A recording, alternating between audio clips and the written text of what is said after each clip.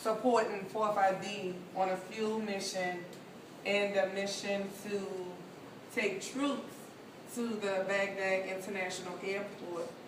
On that convoy, I was the middle vehicle. I had 8 passengers on the back of my 5-ton. And 3 to 5 minutes into my convoy, I was hit by an explosion. Direct impact to my face, hole the size of a golf ball. Who would believe it, right? Standing here looking at you, talking to you today. From that initial onset of impact, my chin was down to my chest.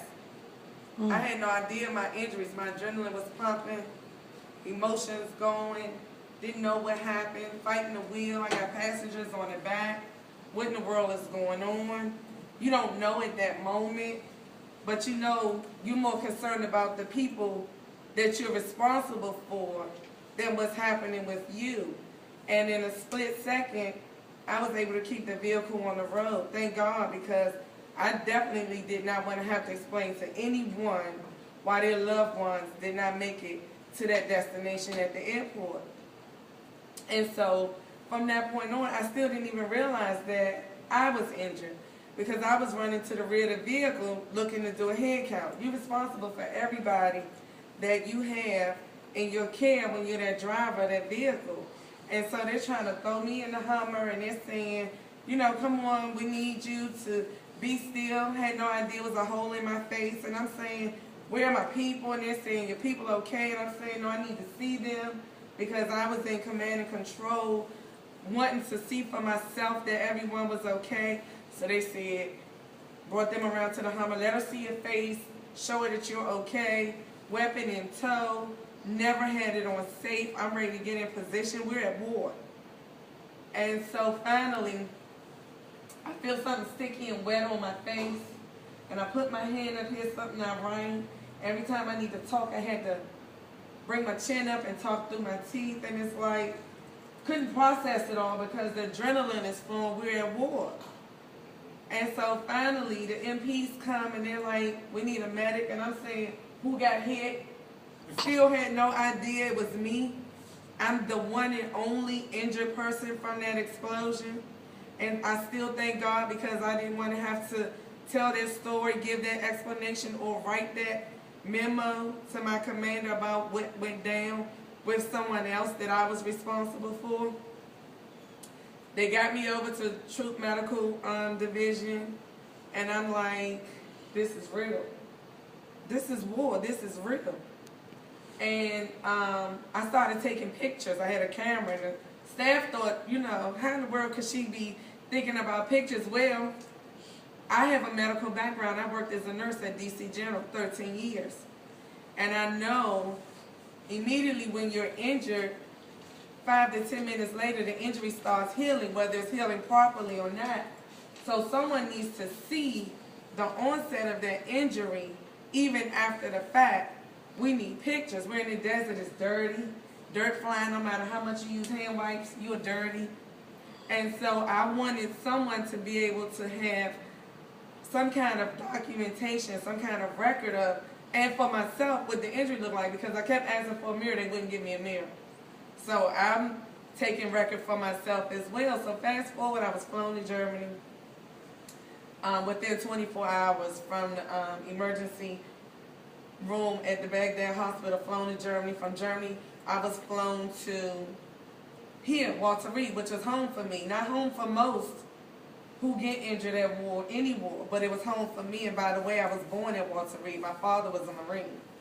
So immediately when I get to Walter Reed, I said, Lord, I was born here. I don't want to die here. Because part of my injury was 1/8 of an inch from my carotid, was shrapnel.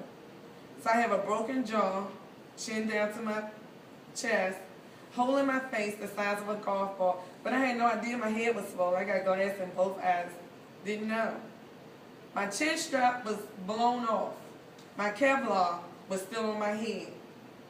My flak vest was on, but we weren't privy to the metal that goes in the flak vest. Thank God I'm here to tell my story.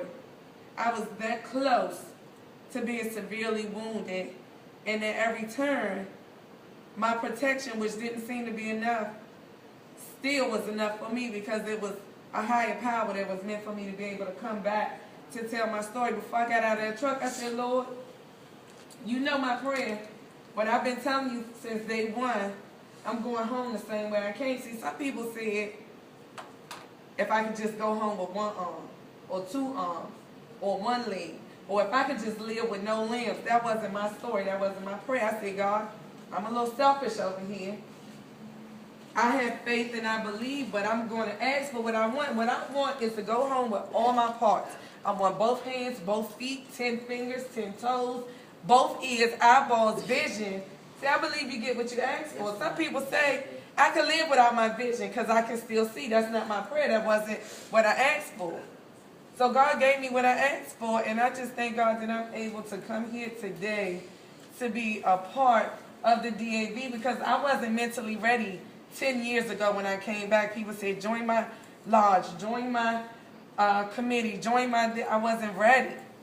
I still had to process what had happened to me.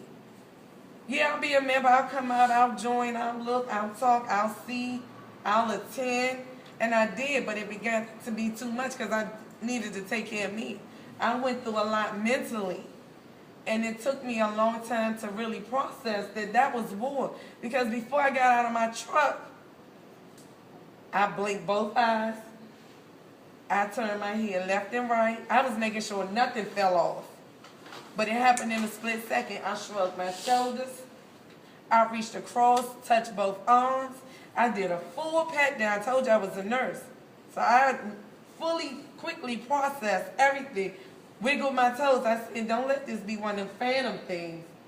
If I get out of this truck and fall and something didn't come with me, Lord, just let me stay here because I ain't going home unless I got everything I came with. I didn't know what my story was going to be at that time, but I knew what to ask for, and I stayed honest and true to what I wanted. I wanted everything. I'm a little vain, but I apologize in my prayer every time, Lord, you know. We all have our ways. We all have things we want, don't want, can live without, or whatever. I want my toenails, my fingernails, my skin. I want it all.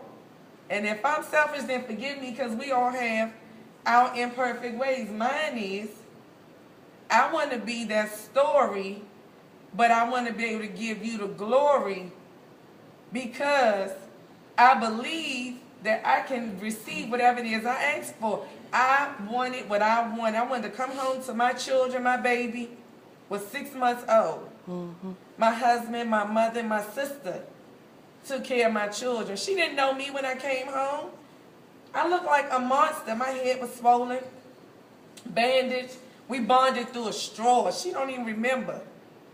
I had to drink everything, all meals. Came through a straw. My husband bring her to the hospital. She's like, who can blame her? I look a hot mess. I'm in a yellow gown quarantine. I come from a foreign land exposed to white phosphorus and everything, raw waste, you name it.